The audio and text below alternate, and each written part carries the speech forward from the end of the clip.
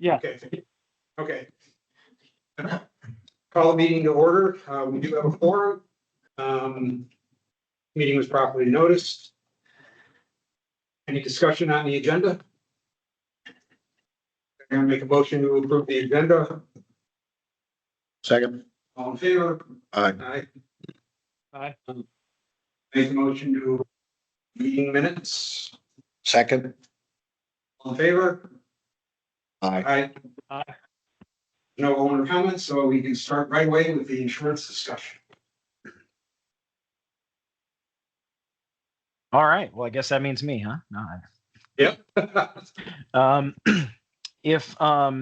And I don't know, if you want to, I don't necessarily have something prepared to share specifically, but what I do have available to share on the screen, if you'd like to give me the authorization to share, I see I'm not a host, so I can't share the screen, but, what I have is the insurance renewal, that we put into force last December, and I thought maybe some points on it might be good talking points, to discuss, what we're thinking, and then try to answer any questions you might have. I see I have that authority now. Yep. Thank you very much. So let me share my screen. I don't know how big the screen is you're looking at on your end. I'm going to enlarge things as big as I can to make it the best possible. But since obviously this is the finance committee, so we want to talk about money. What I kind of wanted to point out, and I'm gonna kind of focus on the bottom line. This is just a premium summary page that I keep zooming in too big on. Hang on. So this bottom line, the total program, I guess it would have been 24 to 25 because these officially renewed at the end of 2025, December. So your 24 to 25 expiring policies all added up together were 307,983. The program that we put in place for 2025 to 26 was 390,564. Now, $90,000, well, $83,000 increase. And I wanted to talk briefly about what generated most of those increases, and that can lead us into a discussion of where we might have ability to control expenses moving forward, at least from an insurance perspective. What generated a majority of those increases were two factors. And if we look across the lines of coverage, the one that went up the most significantly, two of them went up significantly. The property insurance went from 75,000 to 112,000. That really actually wasn't an increase in rate. The rate actually went down slightly. What we discovered, and part of the reason why the board hired us, was during our investigation of the current insurance program, we discovered, and I'll scroll to the page, we discovered about $9.7 million worth of items insured. And that was leaving off a lot of items that were on the appraisal that meet the guidelines of what you want to insure and what you don't. So that new insured value went from 9.7 to a little over 15 million. We found things like some clubhouses double insured, other ones not insured. We found items missing, items misvalued. You had the proper appraisal and the documentation. The prior agent just had made some errors in how they wrote the policy. So the increase in the property was not, again, the rate. And a matter of fact, the deductible came down. You had a 5% wind deductible, and we got that down to 3%. So the terms improved. The rates actually improved slightly, but you are insuring an extra $6 million worth of items that were not previously insured. So that's where a majority of that increase came from. Did you have Grand Manners look at that and confirm that they were all pro properties? Yeah, I spent time with Lauren. We went through this kind of item by item, of which items are insured, because you guys have some guidelines on value. Like I'm going from memory, and Lauren, you correct me. I think it's like 30,000 or something. There's a dollar amount. If it's under that, you self-insure. That's what the association had voted to do at some point. And if it's over that in value, then it's to be insured on the property policy. So we did make some corrections on that. We found some items that shouldn't have been insured. We took them off, and we found items that needed to be added. Okay, thank you. The other area of increase. With Yeah. that, with the 9.7 and the 15, Lauren, do you have the itemization of what properties are insured for what amounts? I have that Yes, right we here on do the have that. screen. Okay. And this wasn't And these, forwarded to us yet, right? So that's something that can be provided to the finance committee and we can look at. Yes, I'll share it with you. Okay, thank you. and just so you know, these values are taken from a reconstruction cost appraisal that you guys have done. Typically, it's done either every year or every third year. And I forget if you guys are doing it every year or not, but at least it's done every third year. And what that does is that appraised value is not obviously a market value appraisal, it's a reconstruction cost. So you can see just as a few samples on the screen, you know, particular clubhouse, the town hall clubhouse, 2.3 million, the contents. So these numbers, again, aren't numbers we make up. These are not numbers the insurance carriers make up. These come directly from a licensed appraiser that you hire that gives us these reconstruction values. And for this committee's knowledge, that's Reserve Advisors, the same company that does your reserve study. I guess just The a question other- right there on E51, right? We're putting about 3.5 million, but we're only insuring it for 2.3. So we're currently underinsured for that clubhouse that they're putting in there. 2.3 plus content is 180, so 2.4. Yeah, 2.45. 2.5. Yep, I and guess that's just something that sidebar on that would be something to consider. We might need to reevaluate what that total value should be. Sure. Yeah. And again, the appraisal company's happy to have those conversations with you. They're taking, you know, existing construction data and again, probably on the old construction. It's intended to be in today's dollars. It's not intended to have any depreciation, but and there are, just so you know, there are a few items that are uninsurable in a structure.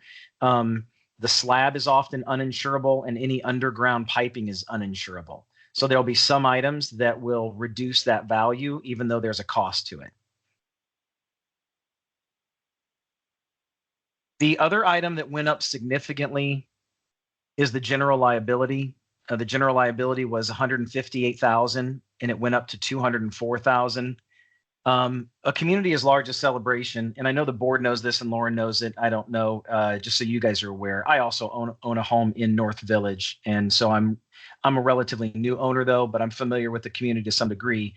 And I say that just to say Celebration is a unique community with a lot of people coming in and out of the property, unlike a normal community association. And so we do anticipate, and you have had an extensive amount of claims. It just is going to happen. It's the nature of the type of community we live in. A matter of fact, you know, I on a sidebar a little bit, I had a discussion with Lauren during Christmas time. I was downtown and my mother about killed herself. That's hyperbole, but she about killed herself on one of the nice forest green color painted fire hydrants that you can't see in the dark when there's a crowd of people around and you're looking up at the fake snow falling from the sky and you just slam into it, you know. So I'm always, you know, thinking of those kind of things, but we're having people, you know, trip and fall, and whether the litigation gets paid or it goes away, there's typically always attorney's cost, and those claims then add up. We're also dealing with right now, you know, the fact that Philadelphia Insurance, in all honesty, doesn't want to be on the account. They wanted to get off of it. They wanted to non-renew it and cancel it. They didn't notice in the proper time, so they were forced to offer a renewal because there's guidelines and when they have to give notice on that. So we're preparing that we might have to move this. I'm also, just so you know, this pricing by Philadelphia is relatively aggressively priced, meaning that if we have to move it from Philly, the price is probably going to go up.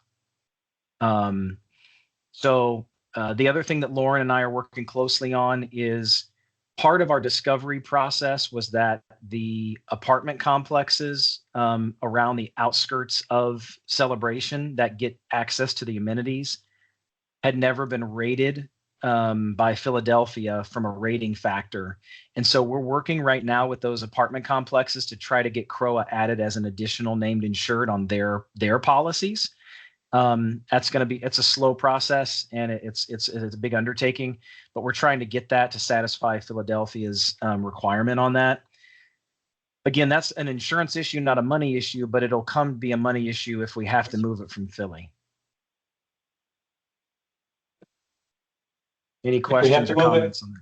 If we have to move it from Philly, what's the next one in line and what's the cost differential? Well, you know, right now it's kind of anybody's guess. I mean, what we're going to do is carriers won't take formal quote requests until we're about 90 days out from the renewal. But what we're starting to do is have just offline conversations. We're sending loss runs kind of informally, talking to underwriters saying, look, we might need a home for this next year. And what are your thoughts? I would think that the premium, it wouldn't surprise me if we have to move it from Philly, if the premium went up another $25,000 or more, it wouldn't surprise me. Again, I hope we don't have to move it. And they've been very good. Coverage has been good. They're responsive. I mean, it's where we want to keep it if we can. Moving it doesn't help us in any way.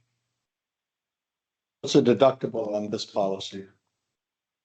The general liability has no deductible.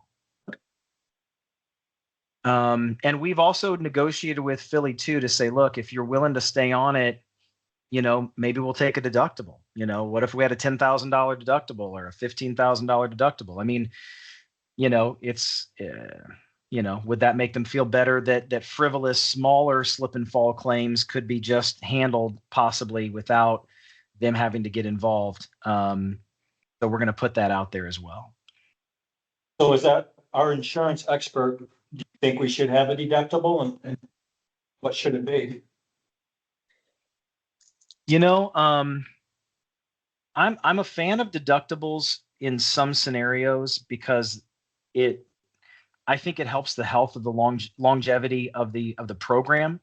It's in a general liability standpoint, it's traditional to not have a deductible. So that's very common to have $0 deductible on liability.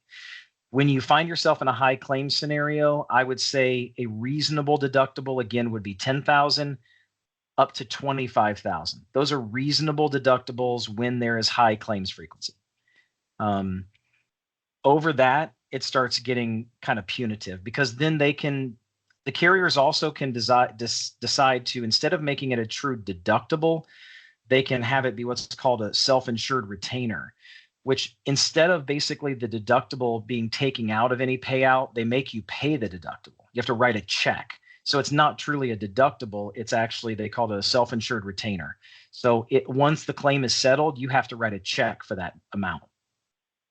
So, you know, so depending on if it's a deductible or retainer, or, you know, self-insured retainer. So, but also keep in mind that on the general liability, the auto policy and the liquor liability are wrapped into those three. There's three policies in a package. So it's not just the general liability, but that is the portion that went up the most of those. Yeah, for what we have at Philadelphia, do you know how many claims we've made in the past year or two? We could pull a report on that. But just for, you know, I don't want to misspeak. So Lauren, Andrew, I don't know if I can speak to that a little bit. So there's been, in the last couple of years, there's been 2 actual claims that were related to Celebration Association owned properties. The rest of them are majority trip and falls on CDD sidewalks. Except the associations get tagged into those all the time, which means that your insurance company has to respond to those, and you know that costs them money. So really, you have 2 or 3 claims that were really on association property, one that was with an association vehicle, and then the rest of them are CDD. Yeah, What, do you remember the order of make? ahead. No, I don't ever see a dollar amount of what the final settlement is or what they're asking for. We just see the notice of claim, and then it goes into the insurance company, and we provide any backup detail about property ownership, what happened. And yeah, we can pull the loss history. Yeah, it's gonna be hard to evaluate a deductible if we don't know what our loss history is and what the order of magnitude is.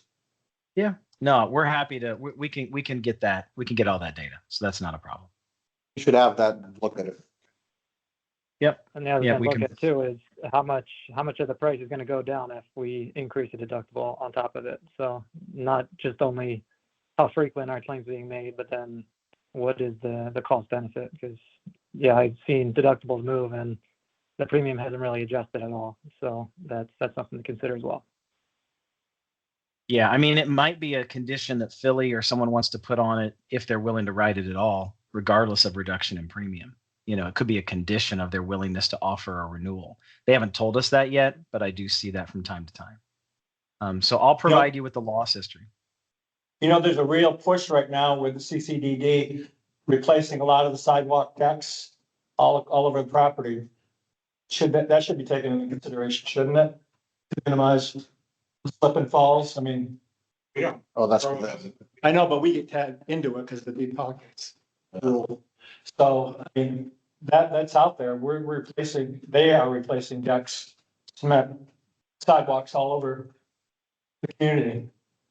Correct. Yeah. I mean, I see it happen a lot around me in North Village. There's a lot of that going on there. So yeah. So no, it is taken into consideration. And to Lauren's point, even if you're not responsible, you're going to get sucked into litigation, at least to defend yourself, to say we're not responsible. And those attorney's fees do add up. So I'll get you the go loss back to history the- on that. but go back to the apartments for a second. Yep. Going to be successful as becoming a insured or a named on the policies? Is that going to happen in that process? So I don't know, Lauren. we sent that's out different. certified letters to the apartments, and then those were followed up with emails to the general managers. So we were trying to hit both ownership and the local people. The general managers responded. They have to get with their higher ups to talk about it. So now we're waiting for higher ups to respond to the general manager about whether they're willing to or not. They were provided language in the apartment rec fee governing docs that shows that they are already required to indemnify the associations anyways. So putting us on as an additionally insured is really no harm, no foul for them. It's really more of a cost thing for them if it costs them to put us on there. Which I understand that's becoming more and more costly lately. I was under the impression from some conversation I heard that a big portion of our GL increase was incorporating the residents' exposure of those people. That's not the case. We haven't done that yet. It's still hanging out. Well, so the carrier now knows about them and they have rated for them, but the dollar amount increase for that was negligible. It was a few $1,000s. It wasn't what you would think it would be. So that was not the major reason for the cost increase. We knew there'd be some. Because the way Philly looks at that exposure, it's not a straight dollar for dollar as our unit owners that live on site inside of CROA. So that rate increase is partially due to that. And there is coverage now. There is coverage being extended. But a majority of the increase was just due to the claims history or claims frequency on the policy in general. I've heard we've had 2 claims in the last couple of years. Your Well, you've claims had history includes CDD claims that you're tagged in. And they got a lot of.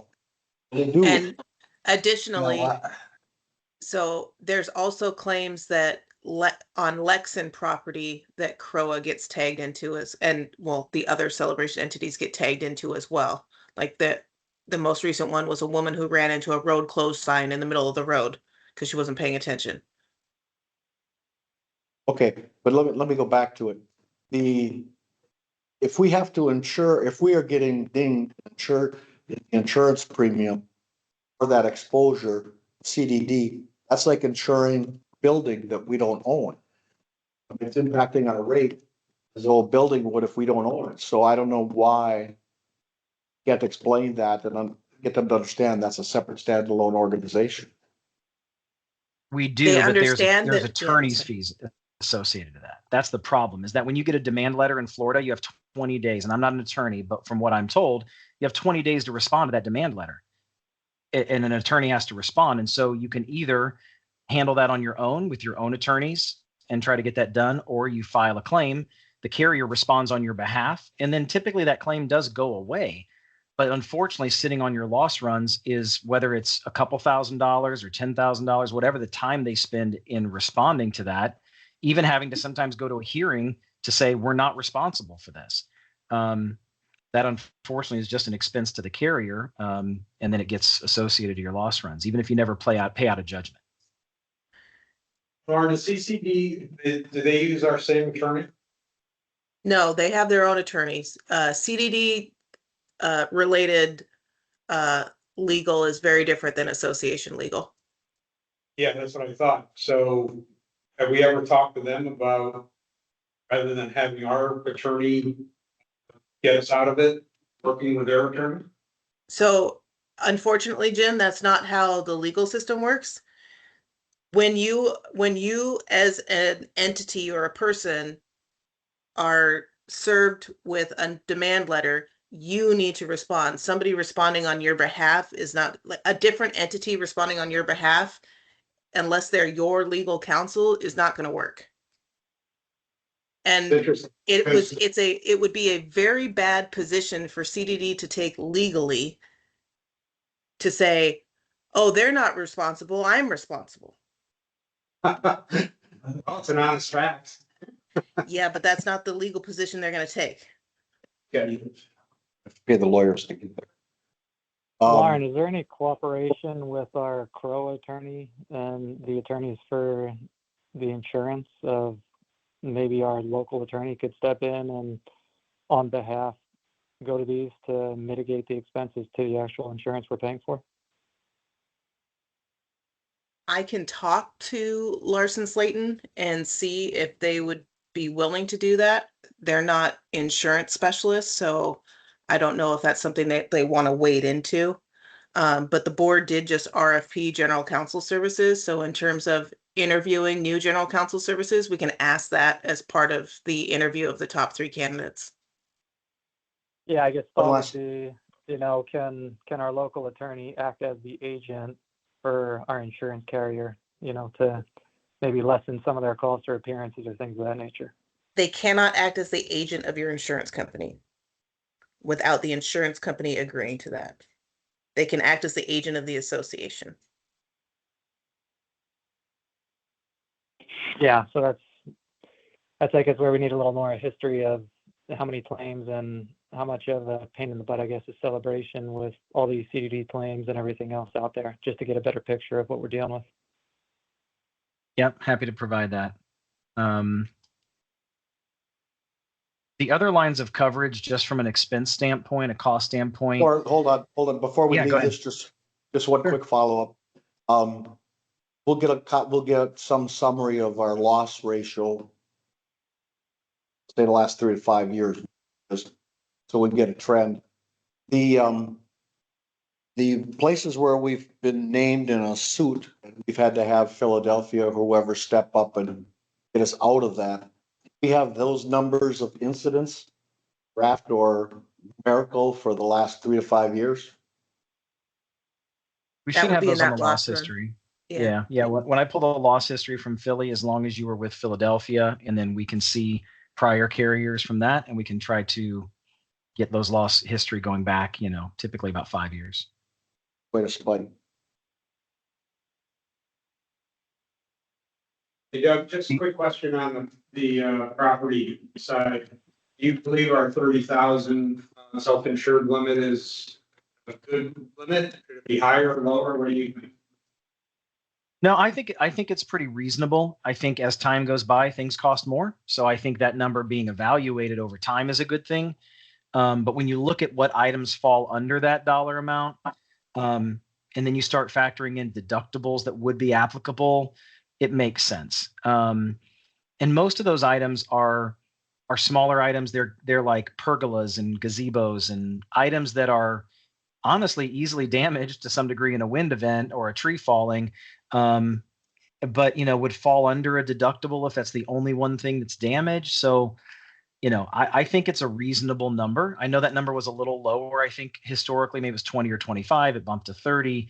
I think 30,000 is fine. I think a few years from now, that number might need to be 35 or 40, you know, as the cost of items go up. Yeah, we can look at the, when we look at the list, see what's like between 30 and 35 and decide maybe those 5 or 6 things wouldn't be terrible. Raise it up. So we got So we'll look at it. plus. Thank you. Yeah, no problem. So in addition to the loss history, you know, I'll make sure between Lauren and I, we provide you with, you know, with that list, either the appraisal itself, which has all the items, or our proposal that I have on the screen now, which has all the items as well. Excellent. You have to go at 6, right? If I can, I'd like to jump at 6, but if I need to stick around, it's okay. I'll cover the other items briefly. The crime policy went up because we had to increase the value. Florida law says you have to have a crime bond for how much money you have in the bank. We discovered it was millions of dollars underinsured, so we corrected that. So the premium went up for that. There was an excess layer of crime we had to add on top of it to get to the total number that we needed. Directors and officers moved a little, but it was essentially a flat renewal. It went up about $1,000, but not much there. We also have a couple directors and officers policies. Some of these are written with multiple named insureds on the policies.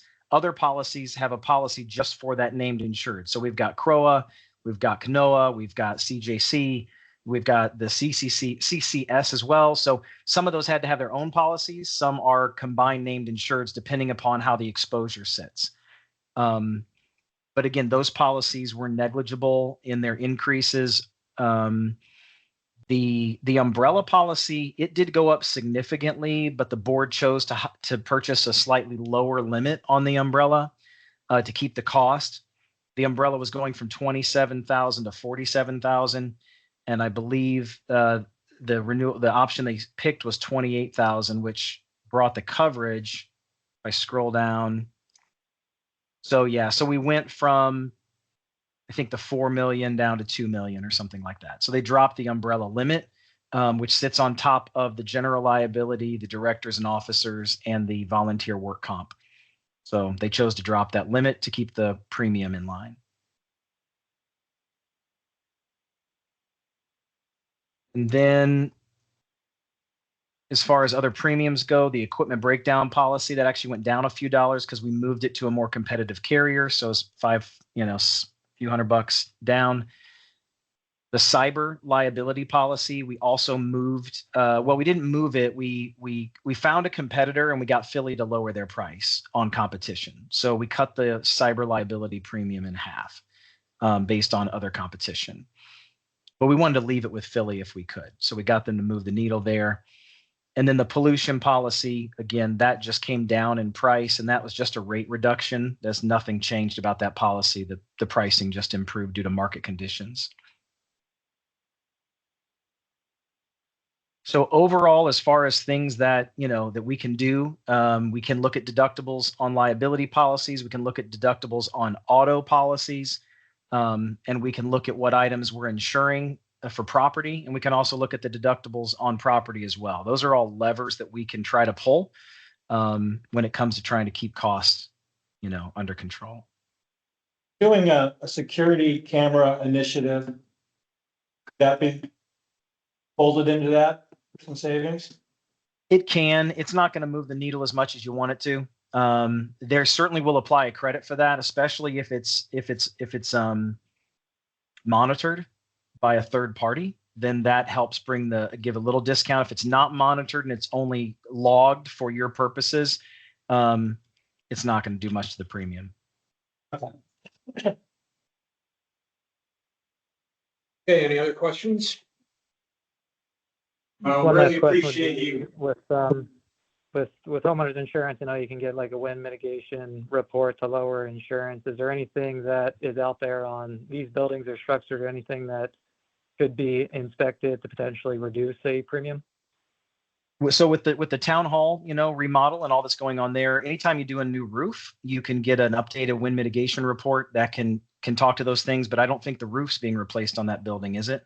No. No, not that. So yeah. So anytime though you do have a roof replacement on any type of structure, Absolutely. We want to know about that and we want to make sure that we're getting wind mitigation credits. They're not state mandated for commercial property like they are for personal property, personal lines insurance, but they still do apply credit.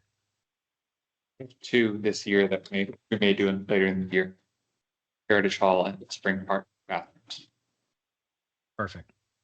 So Yeah, Doug, so in a that's few just short something- months. Yep. In a few short months, we're going to be entering our budget process. We're indicating that Philly is kind of a mark.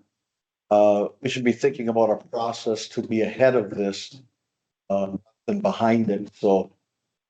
Typically have our budget completed by the end of August or thereabouts. Yeah. So what we do is, in every situation we provide in July, we provide all of our associations with a budget guide. It's going to have high and low indications. We produce one of those kind of generically that we send to every association. And then for communities like yours, we tailor that to specifics based around your coverages. And in this case, we'll base some of that on some of our conversations with Philly and other carriers that we're having as well. And we've continued to deepen our relationship with Philadelphia at the Baldwin Group. And that's giving us continued leverage. So I'm hoping we can continue to, I don't like to arm wrestle too much, but I think we might be able to continue to use that leverage to get them to stay on it and hopefully keep the premium in check. I mean, if Lauren is successful in her endeavors to get these additional insureds done, that's going to give me a lot of confidence that we can really push on Philly to, at the worst case scenario, be like a flat renewal. If they could come in flat and they're willing to stay on it once we get all the additional insureds for the hotels or the apartments, I would feel pretty good about that. And we are going to, of course, shop it competitively as well and see if we can move the needle. But yes, I'll be giving you budget indications as well. Anything else? Thank you very much. Thanks. All right, guys, I'll jump off the call. Thank you so much. Thanks, Doug.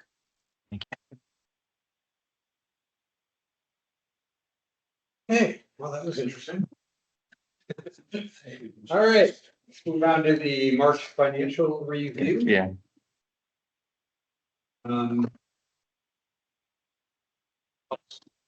Kick it off with a couple just comments. I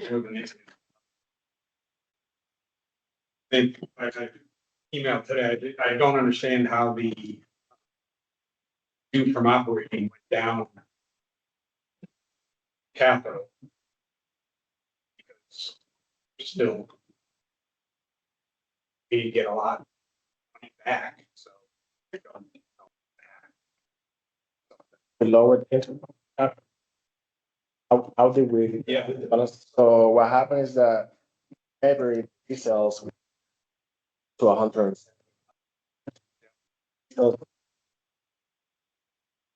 So I allocated 100 and I transferred $178,000. I transferred more. Oh, I transferred the whole amount for February is to 180. I transfer all of that. okay. So now in April, I should be transferring the 150 that we have for March. You're talking about what got collected. So just because we recognize the resale fee, the charge in the account doesn't mean that they're already paid. Most of the times they have paid already, but some of the times they haven't. It doesn't mean that necessarily we collected 100%. Right. Like, Because the way I went through all your stuff, I mean, basically January, February, March, 367,000. And you know, certainly don't.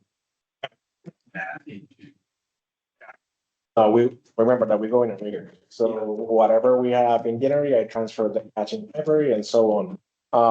Yeah, Yes, yeah, I saw the 152,000. 178.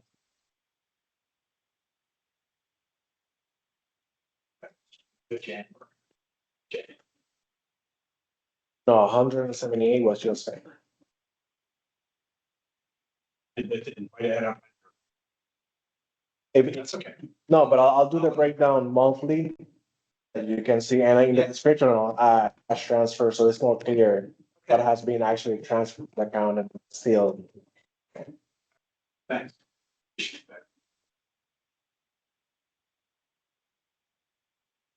Yeah, that was a question I had, because you had 123,000 on your schedule here. Yeah. And Ray showed 175 along the patient of bond. Yeah, because we do the allocation of dollars loss, and on top of that, we have the. Yeah. Okay, just a couple other comments on the financials. How we had a little credit for late payment charge. I guess we gave somebody back $75, but, logo merchandise, that's about the lowest I've seen that, those sales. Are they coming up with 30th anniversary merchandise? Anybody else? I'll have to check. I think there are some, but I know that we are engaging with about their location in town hall. So we should see that You know, we should, I spike heavily once we're think we back. get a bump out of that because it's gonna be much more visual Yeah. exposure.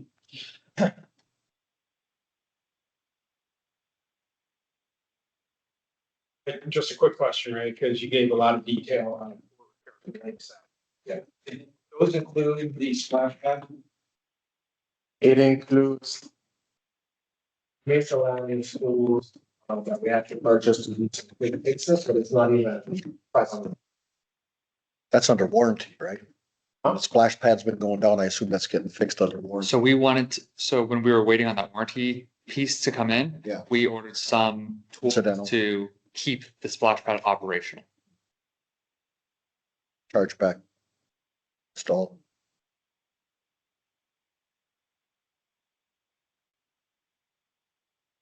Town architect, the. High. $800. Can go to. That was the review.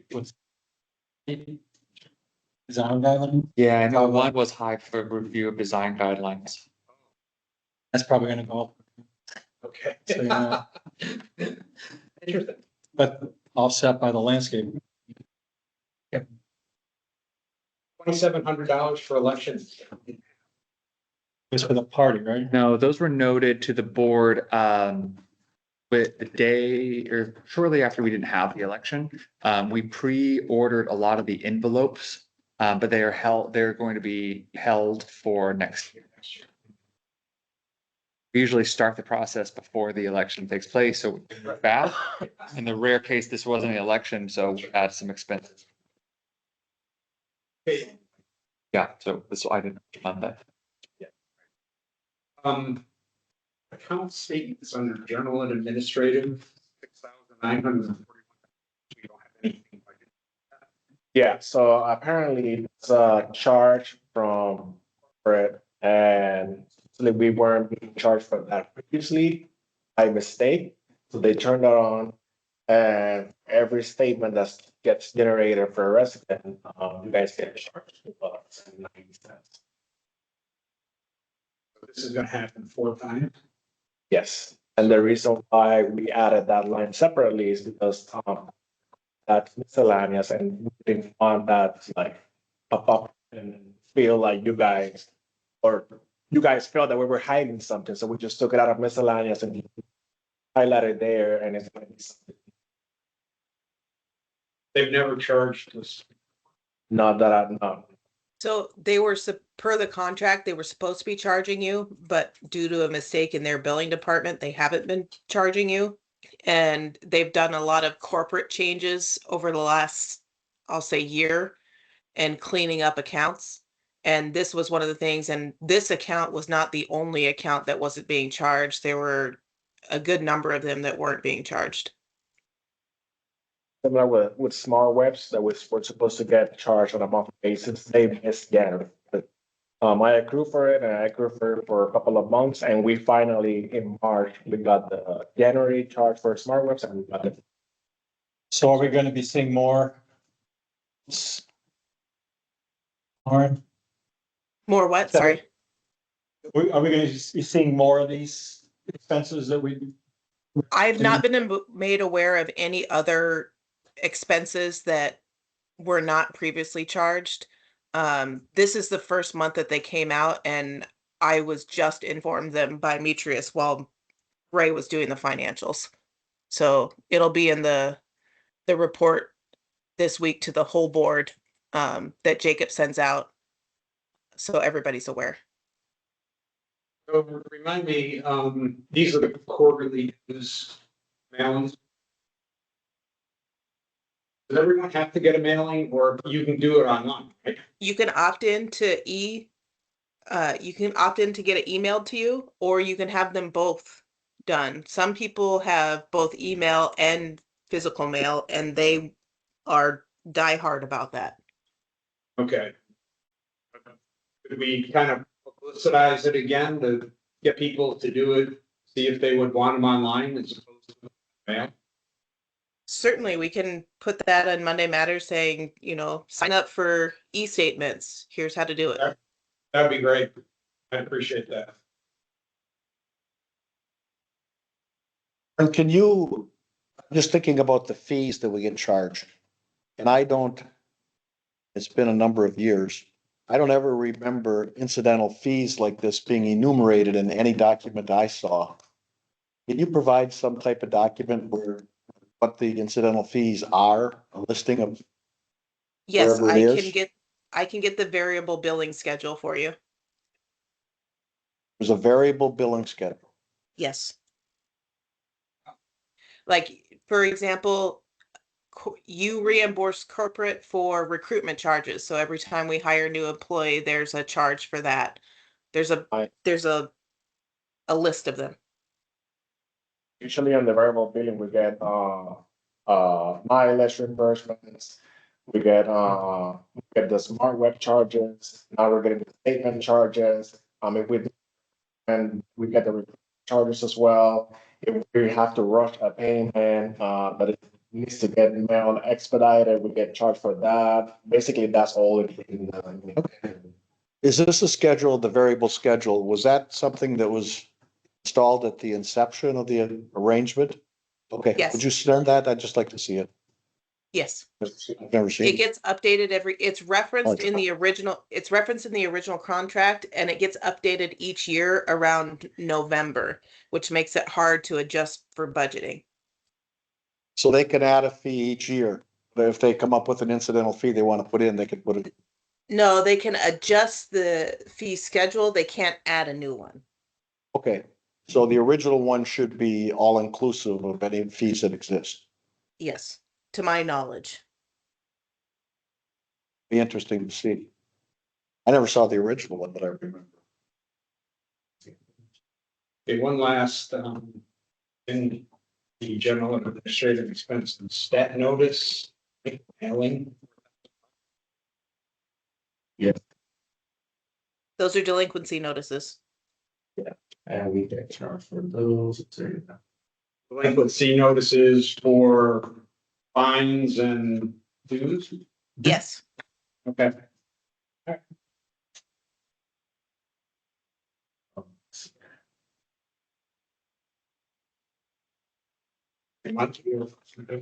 I think we covered mine. Ray did a good job of being detailing the answer questions. Some was helpful. I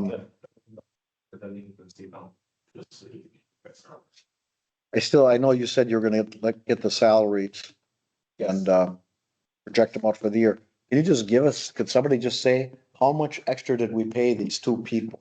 Was it 5,000, 10,000, 20,000? See, I will happily provide that off a recorded line. okay, but we don't need the name of the person or anything, just give us a number of our I will norm. happily provide that off a recorded line. Thank you.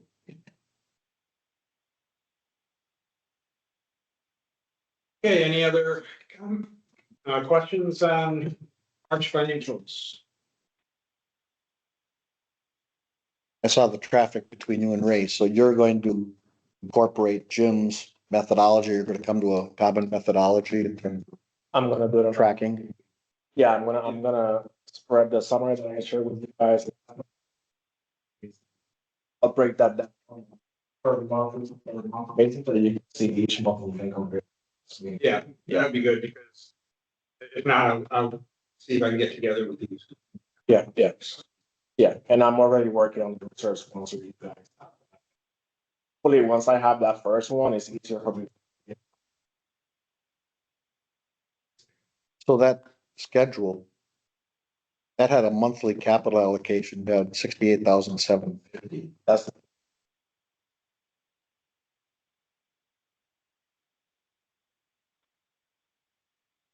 It's the year to date. that's Ah, I was looking at this as a period and I couldn't come up with No, that's why it may be a month. This is, easier for you guys to understand that. Yeah.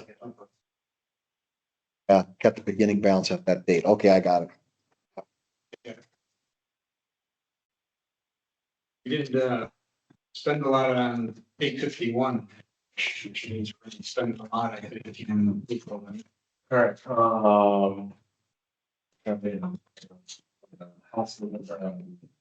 With the transfer. But yeah, because.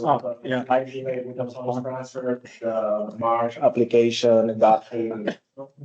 That was close to $330,000 that we need to deduct from the $2 million that we have in balance, the fund balance for capital. And then we already got the April payment application, which is close to 360, 370. So.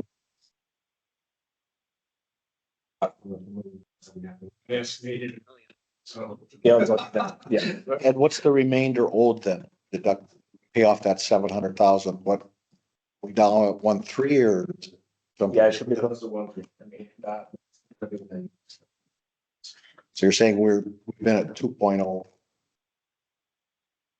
terms of owing today, we've been at 2.0 or something.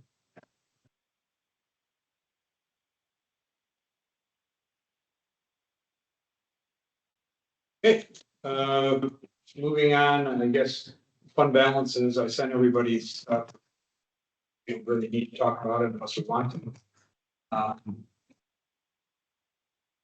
get together with Ray just to get the 15,000 reconciliation on, figure it out.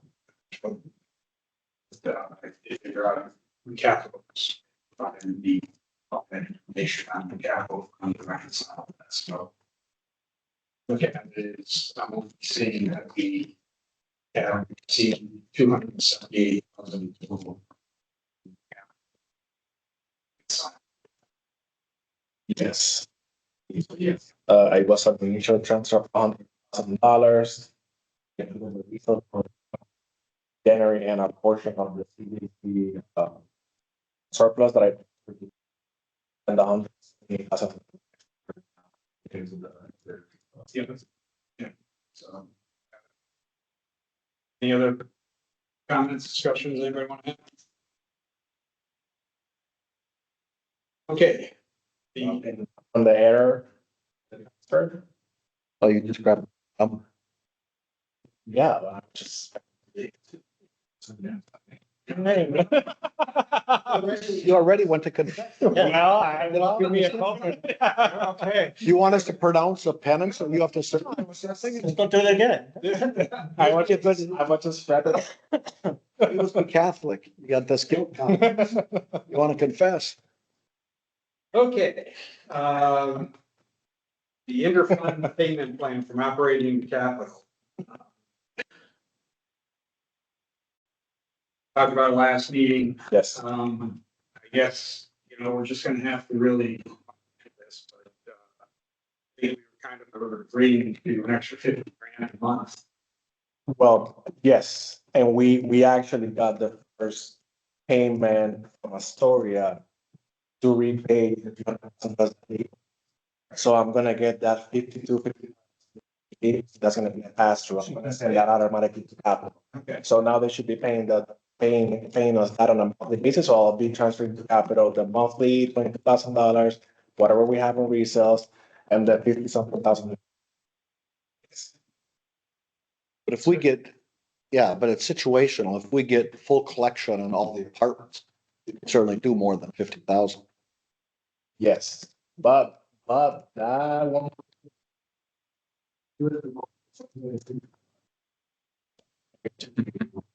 Well, that's your forecast saying, the cash in December. But I am. My Yeah, but- forecast, I put 50,000 per month, except for December.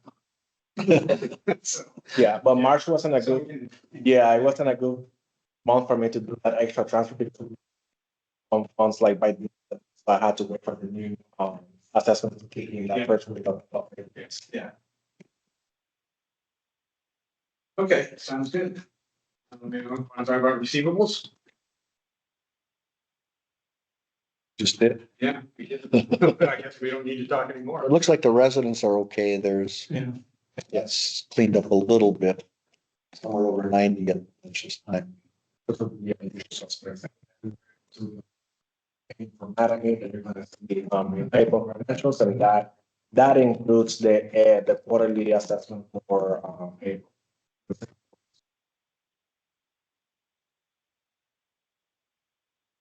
Hopefully we'll get some of these other departments. Was there any activity after the letters went out? The intent to lean at that? Has anybody contacted us and said, we're getting it for you, or is there any Yes, anxiety? there were two of the apartment rec that reached out to us directly, said, the ones that said that they submitted a payment and we never got it, they reissued that payment and they're gonna be, Who's that? us, the people from Island Village, Village LLC? it was Island Village something, and then the people was. So, yeah. Yeah, because they usually pay us. Yeah, it was either Delamar or just Island Village Way, 18 Island Village Way. And the other thing was either.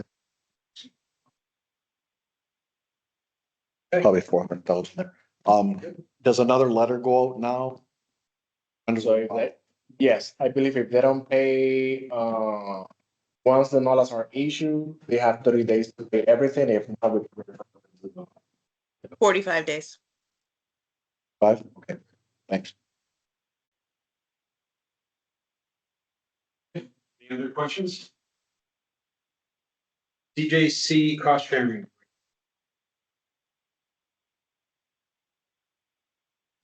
Yes, so there's been a lot of discussions with the CROA board at the CJC board level and at the Kanoa board level. There seems to be some inability to meet some of the expectations or the desires of the Kanoa board that expand outside of owner association management. Because of that, there's been discussions about going to the default amount of the CJC cost sharing agreement, which based on the 2026 budget, Kanoa is currently contributing $273,000 and CROA is contributing 2.29 million. If they went down to the default based on this year's budget, they would only be contributing $41,757. So I'll put those numbers on the screen for you. So you have that. So I know there's been conversations at this committee level last year during the budget process when we were doing the CJC cost sharing agreement. CJC documents are pretty clear. It's based on billable accounts. It's not based on doors. So billable accounts for CROA is doors. Billable accounts for Kanoa is parcels. So they have 81 parcels subject to their charter, while CROA has 4,904, I believe.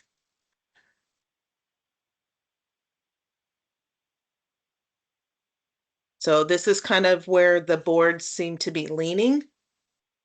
So I think the board is kind of looking at the finance committee's thoughts on this and what the basis points impact on the budget for 27 would be, because this would not be effective until January 27.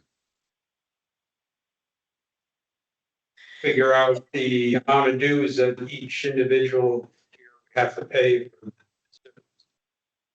and publicize. Yeah, it's, if you divide, I've had, It's gonna be 3%. yeah, close to 2%. It's 230,000 and our budget's about 7 million. Yeah, close to 2%. 3%. well, it's 230 minus the 41. No, 230 is the net after that. It's That's, now they're paying, They're 270. paying 270 now. Yeah. and the minimum would be 41. So it's 230 net. So is that, is that what Kanoa is basically arguing now, that they want to only pay the 41,000? This was not brought up by Kanoa. This was brought to Kanoa from CROA. What they don't have yet is what will change in terms of services. So they I will can have to do provide on their own. that. So yes, contractually, it is very clear what the management company is obligated to provide to Kanoa. It's a list of, I want to say 9 or 11 bullet points, which is quarterly board meetings, monthly financials, quarterly management reports, their covenants. We do quarterly covenants inspections the same way we do CROAs. We handle their ARC applications, and we handle their annual meetings, basically association related items with restricted board meetings to quarterly. Right now we're doing we're scheduled for monthly meetings. The last couple have been postponed, but last year we were having monthly meetings, if not more. We are providing weekly updates to the Kanoa board the same way we do the CROA board. Our comms manager is writing articles for them for the magazine. We're making sure that we engage with their social media individual, and we are assisting them with planning events, which is currently not in the scope and takes a lot of time for Nikki's team. So it would, if this were to happen, it would postpone the need for CJC to add an additional inspector a year. So that's at least $60,000 to $70,000 in savings right there. I know it's not 230, but that's something. It could also potentially postpone some additional expenditures that we might see. If it goes to 41,000, are you still required to do all that you're doing now? No, it goes from what I'm doing now down to what's just purely contractually required, which is the quarterly board meetings, the monthly financials that Ray generates and pushes out, the quarterly management reports, ARC processing as they come in, quarterly covenants inspections, and then their annual meeting and election. Events and communications are some of the major areas that will reduce. Yeah. They don't do elections, so. Oh, So I think to make an intelligent decision here, we need to know what the level of mitigation is that's possible. You mentioned delaying a inspector, but I think that's not a budgeted item this year. So It will be. what- If Kanoa does not, if Kanoa does not default to the minimum amount, then we are going to need a new inspector this year. 27. In 27, sorry. in the budget. Yeah, so this is right. all a 27 budget impact conversation. So that's right, because it's okay. So we need to know what those all are, how much of that 230 can we mitigate? Because the net of that is going to be what the residents would have to suck up.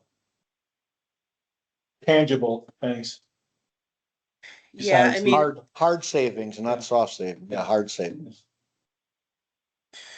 really it's going to be soft savings. It's going to be Jacob's time. It's going to be my time. It's going to be Danika's time. It's going to be inspector time. There's no hard savings you're going to see. It's all staff time or additional bodies that don't exist yet. was afraid you were gonna say that, that means we can't mitigate any of it, then basically, and we've got to pass it all through. Your biggest mitigation is not having to hire a new body next year for inspections. $60,000. Plus labor burden, all that stuff.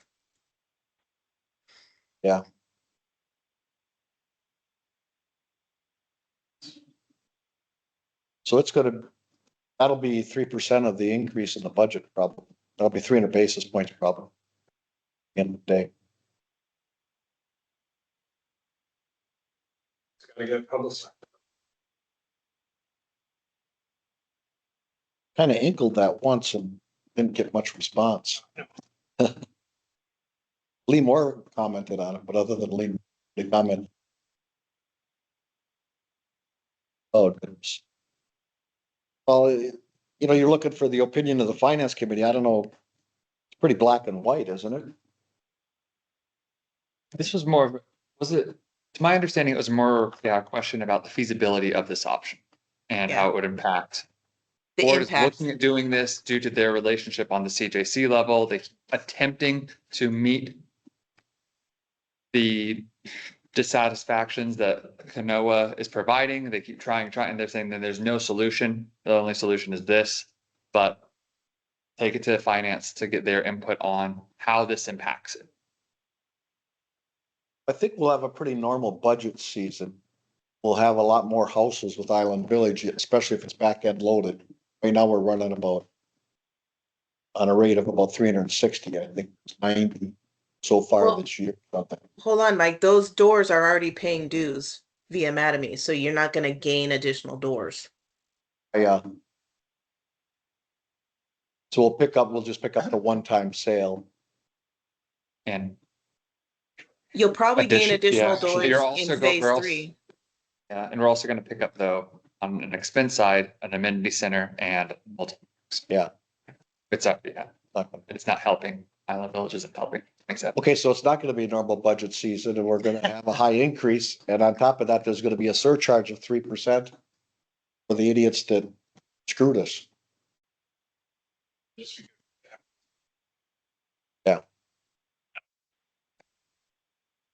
Lauren, do you know with the water tower, does that provide any benefit currently to CROA? We put banners up for our CCS events, so all the events that bring people in that we get experience Kissimmee grants for. Most of the time, it is utilized for the farmers market banner or for Lexan banners.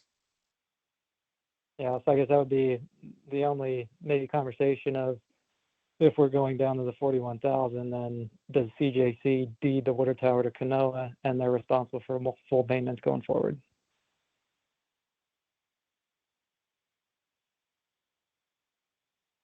I think that's a conversation that can certainly be had at the CJC level. I can see that if I'm trying to put on my Kanoa hat, I could see how it could be beneficial to Kanoa in terms of marketing their visit celebration DBA information, since it's on 192. I don't know if they want to take on the expense of maintaining it, but I mean, they are getting a $500,000 windfall over the last 2 years in dues. Well, to my knowledge, I don't know of anyone living in the water tower, so that would be a non-owner occupied asset that I believe CJC and CROA should be pushing over to them if this is the route they're going, so we can try to mitigate some costs on our side. It's a fair argument. I just don't know if they'll accept the deed. Point of And then again, negotiation. you said there was only 9 things that we are responsible for, and I don't see water tower on there, so we don't have to be responsible for that. Well, water tower is a CJC asset, which falls under the management contract of maintenance. Yeah, and I guess the question would be, what's the requirement to deed that to someone else? Is it 3 votes or a unanimous board decision for CJC?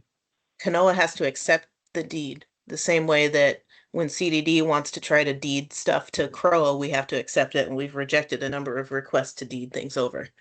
Because we don't want to pave alleyways. So that'll just have to be part of the negotiations then of what the future state looks like. Lauren, if this happens and there's that shift in burden, the pickup that Canoa has, is there anything contractually that says what they have to do with that? Default language? I don't remember anything. They have to reimburse or change their fees to all the parcel holders? They do not have to reimburse their parcel holders. However, if they run if they don't run a deficit and they have an overage, they need to adopt a resolution to either, do something with that overage or to return it to their ownership. So like in the years that CROA had overages, they adopted resolutions to kick it to reserves or kick it to capital or retain it as a fund balance in operating to maintain that, 1/4's worth of expenses as a baseline.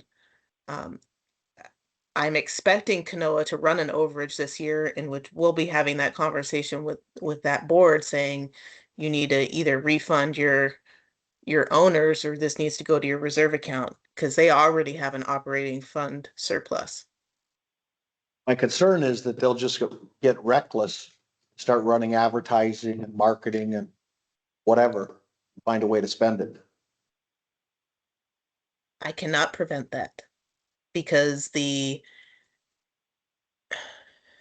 purpose of Canoa is to benefit the commercial residents of Celebration, which marketing is a benefit to the commercial association. So they support the downtown business. I'm sorry, Jim, I'm having a hard time hearing what you're saying. Well, they supported the downtown businesses. They don't support Celebration Point. They don't support these businesses down here. They don't support the hospital. They don't support the schools. I mean, those are big parcel holders. Yeah. I am aware of what you're stating, but I cannot No, I know, I'm just, we're just overturn talking, statements. no. I'm just saying, long term, maybe it needs to change. The reality is, I think the poop's gonna hit the fan. Because when it becomes public knowledge, where we have to tell the residents that they're gonna have a surcharge for this reason, then the parcel holders, who I know have complained about fees and whatever, what we get for it, at least they've represented that. I've heard them talk about everything else. Then they'll say, well, so where's this money going that all of a sudden you're not paying anymore? We're still paying it and saying, got a feeling there's gonna be some tension there. I would say that's a reasonable expectation. Okay, I had another question on that. Oh, in regards to the board and what they want to know, I think maybe you and Ray could, I would suggest, you and Ray put together something that just outlines the most now that they're paying, the savings you think you can get, they'll be paying through the, minimum into the net number, and just take the fees that we currently charge and show that it's a 3% level or whatever it is. And say, this is he believes this is what we'll have to have as a surcharge, before we start the budget to stay neutral. We'll have to get this. Yeah, So we'll they prep know that. they know then that there's a 3% handicap going into the budget this year, so ideas of a single digit increase and everything, so for sure. Yeah. Got that, take a shot across the bow and tell them, this is the order of magnitude, this is. See what they think. Yeah. Yeah. Just dimensionalizing. All right, any other discussion? 2027 budget. Guys are already started. Forever. So the managers are already working, or I'll say the department heads are already working on their budgets. They are due to Ray, Jacob, and myself the end of this month. This is Ray's first owning budget cycle. So Ray will be compiling all of those. I'm excited. I'm sorry, I don't have to do it this year. I appreciate you, Ray. No, the Ray will be compiling all the department head submittals. She's being nice to you, so you don't put your notice in. He's leaving. You didn't know that? It's not that, it's not that painful. It's not that bad. It's so Ray will be compiling all the department head submittals, and Jacob, and I will be getting together to see what we can whittle down, what we need to change. We expect to submit to this committee in early June to have, our normal back and forth with the budget process. And then the first board workshop on the budget will be July, and then a secondary one in August. If we need to postpone the July board workshop for any reason, that's fine, because we have until October to approve, but we want to try to stay ahead of schedule. So if something comes in at the end, we still have time to address it.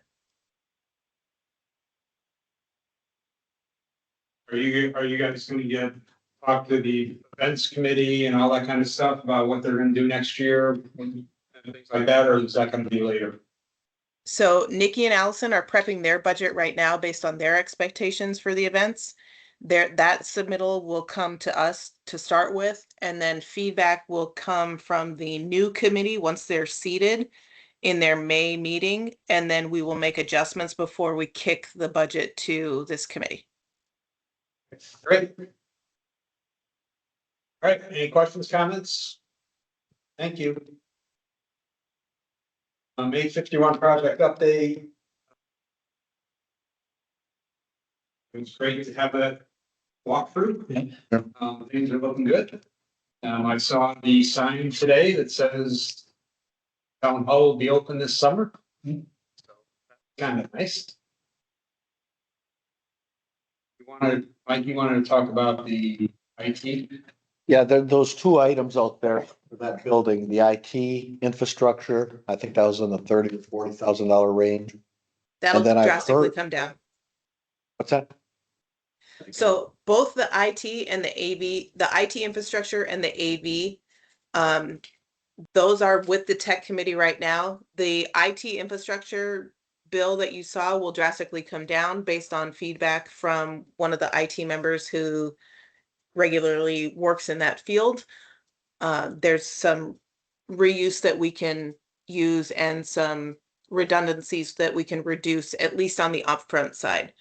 On the AV stuff, the directive that the board has given the tech committee is, we know this is the ideal AV situation that we want. We can't afford it right now. So how do we get going from the get-go, but also make sure we're making smart expenditures so we can scale up to what we want to be in the future? So AV expenditures, I don't think you'll see a ton outside of what's available in the operating fund before we open up town hall, but the IT network, you might see something going to the board shortly.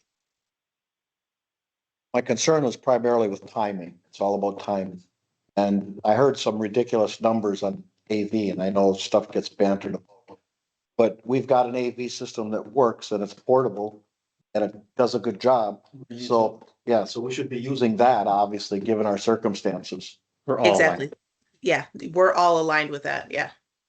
There was talk out there that they had AV bids from $60,000 to $400,000. That does exist. Yes. See, told you. Listen, I don't think 400 is the number. It's less than that, but yes, there is a wide ranging of options out there. There were conversations with the tech committee, I want to say a year and a half, 2 years ago, when we started this whole design process of what was the pie in the sky want for AV in those rooms. So that's why you're getting this wide range of options. Never say that to IT. What's your pie in the sky? What would you like to have? Never offer that up. They'll take it. Right. Gotta ask Anything and then else? you clear down. Yeah, but it's an ugly process then because everybody gets excited and then well, anyway, I'm not gonna explain the emotions of it. Based upon last night's meeting, it seems that we're getting into June. That's our best case scenario, yes. Okay. Any additional I comments? just had to, what was it, service area reserves? I think you mentioned those, talked about them a little bit, transferring money, investing, and we approved some kind of couple resolutions. So is everybody pretty solid in the service areas with reserves? Are they got enough operating cash and they're putting these investments out there? I assume they must be, but Yeah, they are. They still have those intercoms. When I reach out to the auditors. Based on the levels of service areas. They're specific or corresponding reserve study. Like if they made. Reverse that, clean it up. yes, There's a payable there for that because they didn't hit the budget amount of the reserves for that budget year. it looks They like, set- yes. They set up a payable, that's what they did. Yes, Yeah. but like, the thing is that when you. Says serve study now, the services are almost there, except for a few of them. They've been long hanging is the Yeah. issue, those interfunds. And so Yes. the accounts are typically in better standing now with some operating account, just a couple operating accounts in a different Okay. state where, but those are not ones that we're looking at, obviously, the big investments. The only other thing I had was, the camera thing. That's not that one. The, NEVs, anything on the NEVs for sale? Valuation? That's going to the, so we have the report back on what needs to be done to the NEVs that are being sold. That'll be on the board workshop for May. In terms of the plan on how to sell them, I can say that our plan is to create a website page with the picture of the NEVs. Here's the cost to repair them. Here's some of the issues. Here's the board set price for sale. And then whatever the board says in terms of what they'll take versus what they're offering initially.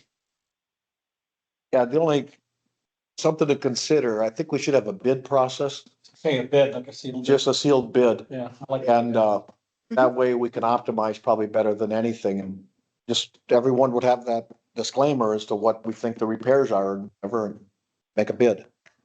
Can certainly do that. Goes the highest bidder and we can market them outside the community too, because otherwise it's gonna get hard. And I didn't, just pegging a price, I'd rather have a one balanced process, I think. We can do that.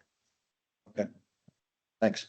Just two things real quick. One is a request for mileage of the vehicles.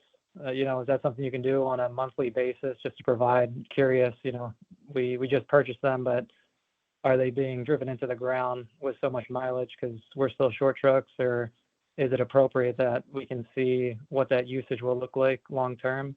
And then second question is, any update on the 2025 audit? Not till July. No.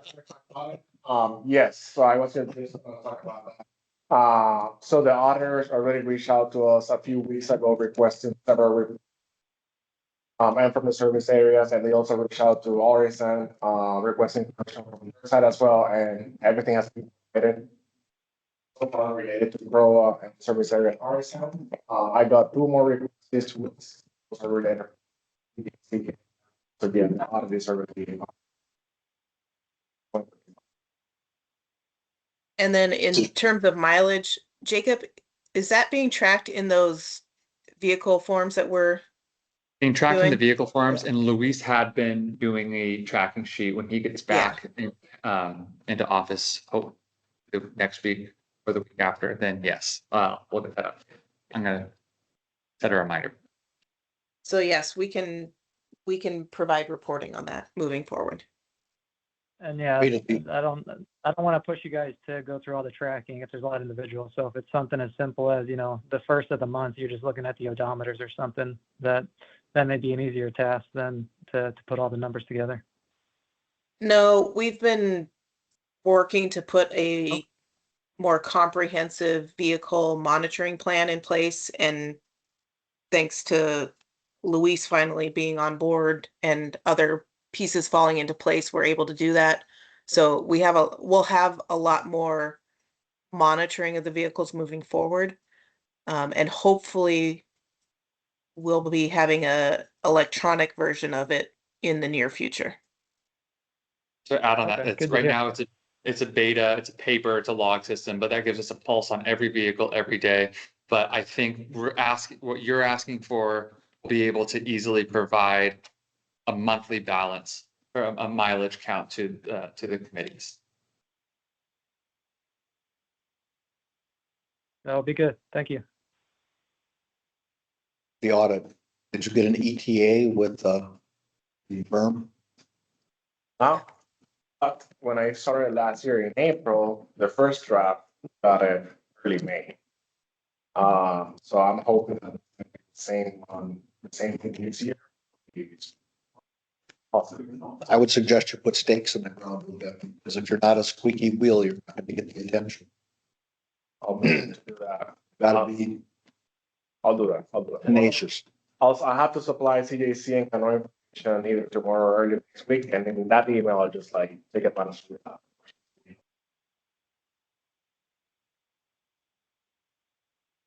Okay. T-bills. Yes, We have one in replacement, one in capital, April 16th.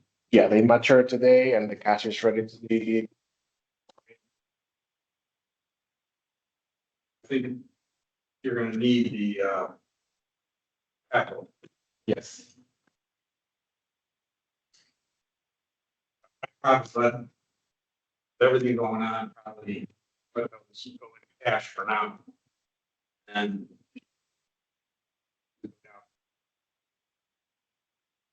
Okay.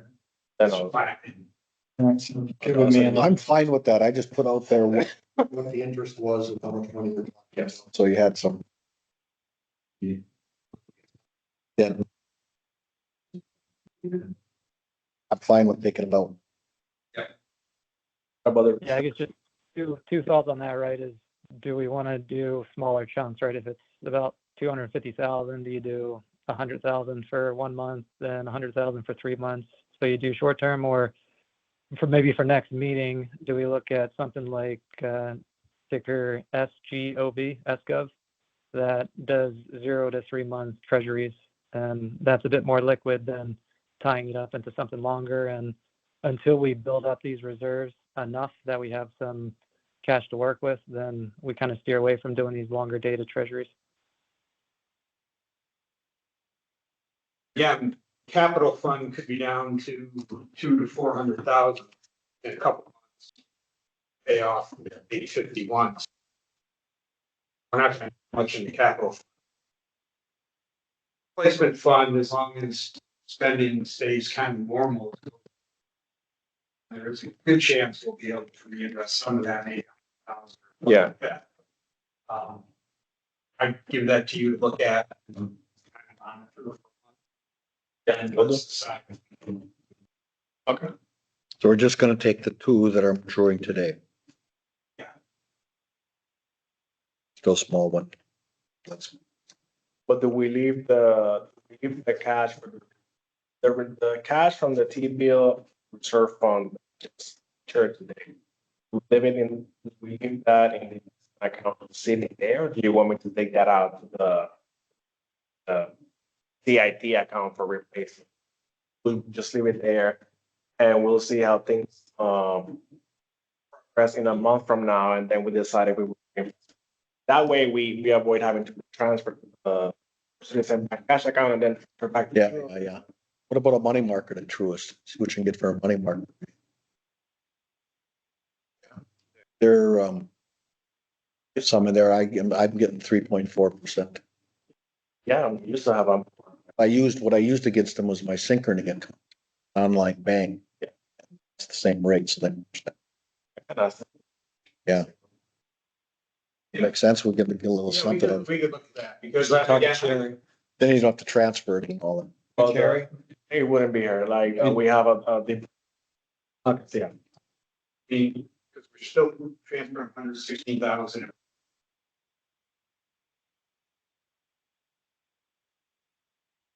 Yeah, just like we're done. Well, it'll be sitting in a, oh, you want to put it in a treasury? I go with short term, yeah, I go with short term treasury. I think We can break them early. There's no big penalty. I don't think there's a penalty. No. So you go a year and you can break it in 3 months or 6 months, Okay, whenever you need it. Yeah, it was 6 months or a year. Okay. There may not be a penalty, but you can get dinged on the spread. So yeah, you might get some interest, but they might give you a terrible price. Yeah, they mentioned that obviously the estimated value could be considered. Yeah, Yeah, they fluctuate. Yeah. It's at the time of yeah. redemption, but it's gonna be better than CIT. CIT is what, 0.07 or something?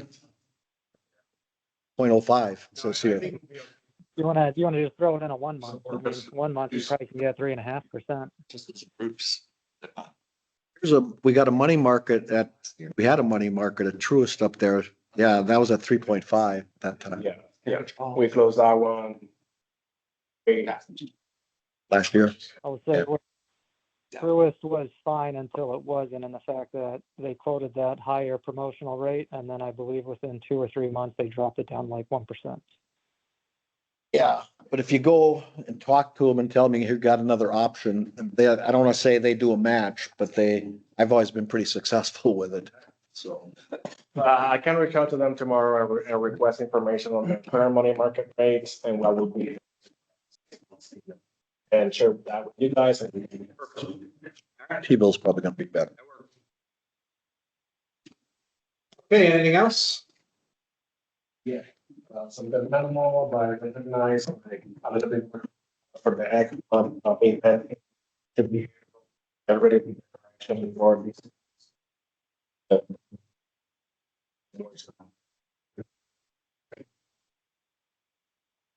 You told us, cause we. Lost They're their back to mind. confessing again. Get on. Geez, I was at. You got a complex. My brain.